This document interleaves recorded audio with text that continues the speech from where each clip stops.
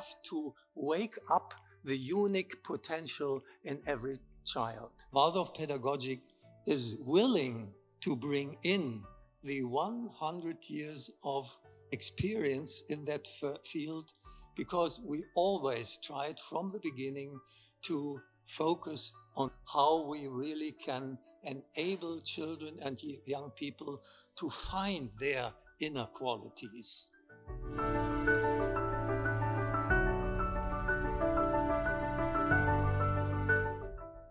But with young children, they're not interested in finished worlds. They're interested in making their own worlds of fantasy and living in them and playing. It's an open world that they cry for, which they want to participate in. And that was also one of the basic fundamentals of Waldorf education. Steiner proposes that when you teach mathematics, of course you can ask the kind of standard questions. 5 plus 7 is 12, right? Or 11 is wrong. You can also turn it around. Do arithmetic backwards. What is 12? An open question. I had a very important teacher. Her name is Elisabeth von Kügelgen. I see her sister in the audience, and she always said to me, well, Michael, if you want to improve your thinking, then you have to think more. And if you want to improve your feelings, then you have to feel more. And if you want to improve your willpower, you have to do more. If there's one thing, the magic wand to be waved, that would be creating schools where well-being is the focus. Well-being of the children, well-being of the teachers, and have endless dialogue in terms of what counts as well-being for one and all, and how do we create processes so that we can live flourishing life together in schools, so that schools are not a side, instrumental side for preparation for something. School should be the site of well-being in itself.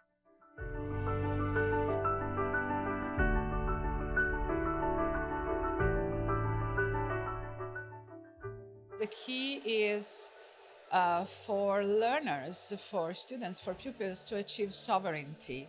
And sovereignty is connected to freedom.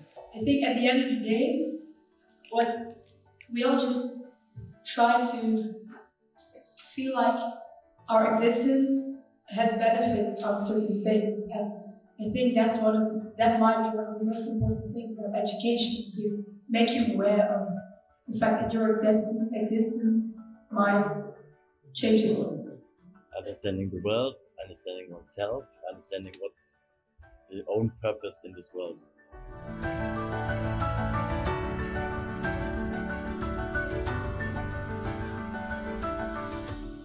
In modern society, very often children are not with their families as much as they were in the past. They're starting nurseries and kindergartens much earlier. And they're certainly not playing out in the way that children have done through the millennia. So I think that what we need to be doing most of all, what policymakers and people should be thinking about, is how can we, during those really incredibly formative years, ensure children get the love and the play that they need. So what it comes down to, for me, is a relationship-centered, play-based kindergarten stage.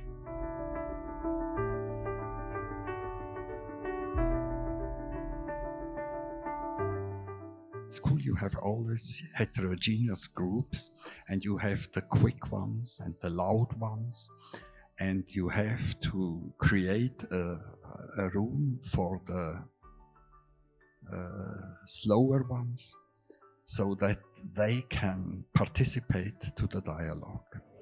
Students being really engaged in their own learning is, I think, one of the key most important things in upper schools. Students need to be co-educators with their teachers.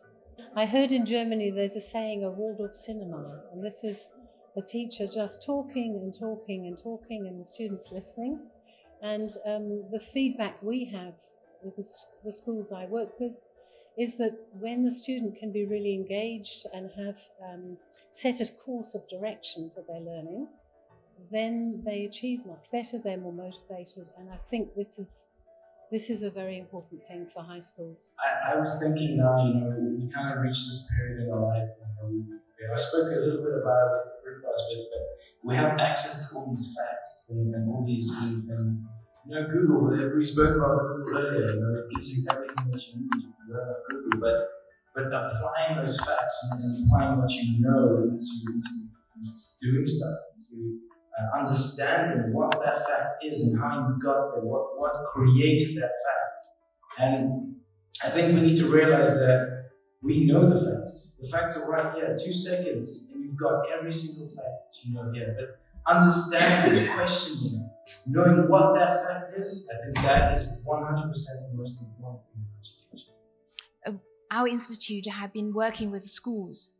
We buy 1.5 hours a week from the school, from school's timetable for a group of young people. We're looking at their 14 to 16. Starting from 14, every week they meet for 1 hour in a circle. It's a kind of a dialogue, listening, engaging, starting with silence, and they dialogue and listening to each other.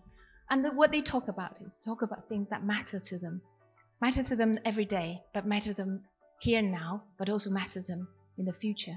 And teachers are there as one of the circle, part of a dialogue, facilitator of a dialogue. And within 3 years, the difference make to that group of young people. 1 hour a week, that's for them. And then we also bought half an hour each week for each one of the young people in the room to have a one-to-one time with someone who you can call them a mentor, someone who's more sophisticated, maybe a teaching assistant, maybe a counselor, maybe a teacher. So just that half an hour one-to-one time together with that group time, it does magic.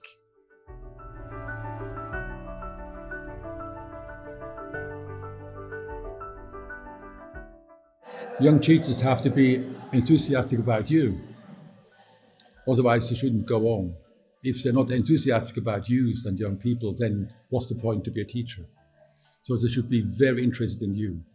Waldorf is an idea, is an ideal, is a big knowledge about something which has always to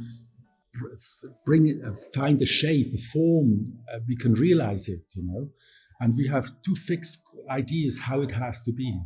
And we should work much more out of this idea. So I would wish them to get to know the idea, what is it all about, and to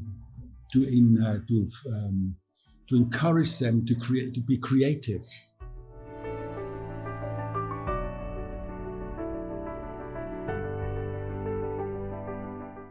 The biggest challenge of my job is to build a space for the children without walls. There are no walls around, but the walls, or what the space actually is building, the children feel secure, is my space of attention. There is no room, she said, beside the room I can build with my attention. And it's a big illusion of teachers and other peoples to think there is a wall who holds the children.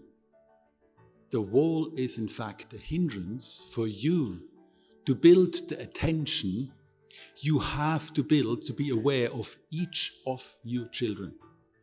And I know each of them where they are all the time.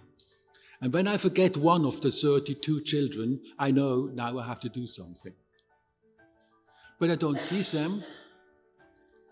Sometimes, a long time of the year, I don't see them, but I know where they are. And they know I am here. And this is this big challenge. And I think this is actually the first step to become a real educator, a real teacher, to build in yourself this space of presence, of awareness, that you know where are your children. Of course, not only where are your children, also who are your children.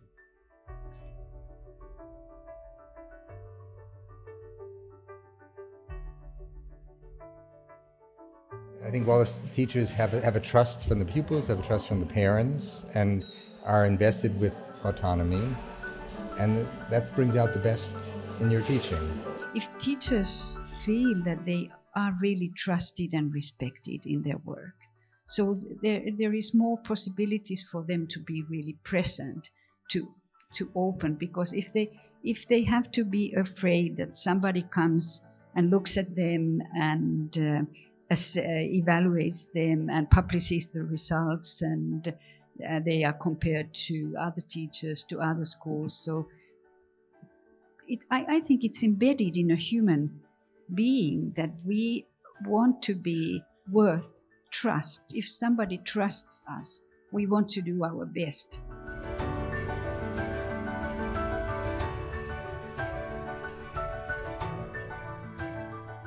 We have to listen much more to the situation young people are in, to create a framework where they can find themselves. And what school will be in 10 years, I don't know, really. But I think this comprehensive education is the basic, the basement or the ground you work on your whole life. I think so. We have to give you something, but I think we have to give you what you need. The challenge of all the schools is to make the right decisions. What needs to be reevaluated, what needs to be changed, what needs to be developed, and what traditions can still be worked with because they're still fruitful. I'm optimistic that schools will find that, but it requires that they look with their heart and their minds at each of those. The teacher and the children working together as learners in dialogue. We are the curriculum. Science, technology, mathematics, and so on. So if a person have these trained with these competencies, but they don't have the interest to explore, the respect for the process of inquiries, or the curiosity about the world, or even the interest to explore truth, what's the point of these competencies? Competencies aside, what are the other things that spice out? I talk about that will spice up the competencies, without which all these will seem to be just something out there, outside of ourselves. We can pick it, take it, use it, or not. So these useful things are out there. But what are the other things I just talked about? Things like curiosity, things like passion, things like respect. What else did I say? Courage. Gratitude is another one, and so on and so forth. What are these things? Why are these things not in the competencies? And why these things are important?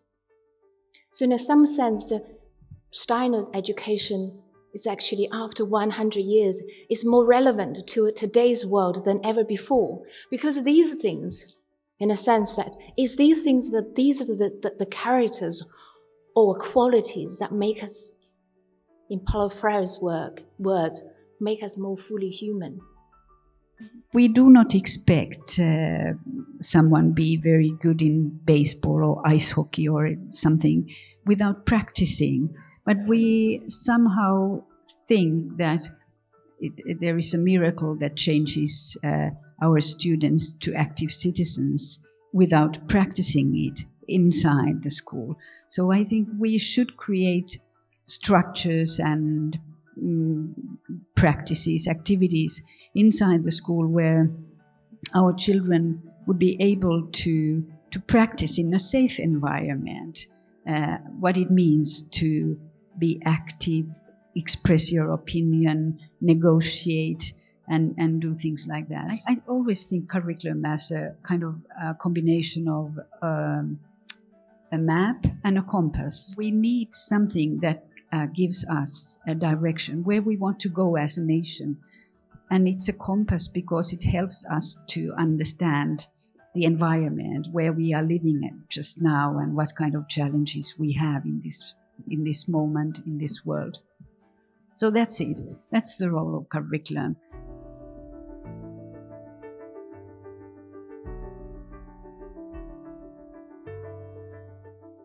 The school should open its doors and windows to the world and use the whole village or city as a learning environment. The old saying that it takes a village to raise a child, and we educationists think we're doing something special in there. We're not, we're just part of the village, and the parents are a part of the village too. We have specialized knowledge.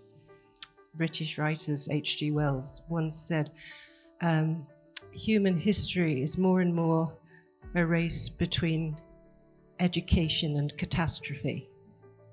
I will cross out education and write child rearing. It's a bigger job than education, and we must see ourselves as contributors to it. So we are all an example. What sort of an example are we, and what kind of example do we want to give to others and also to children? Thank you.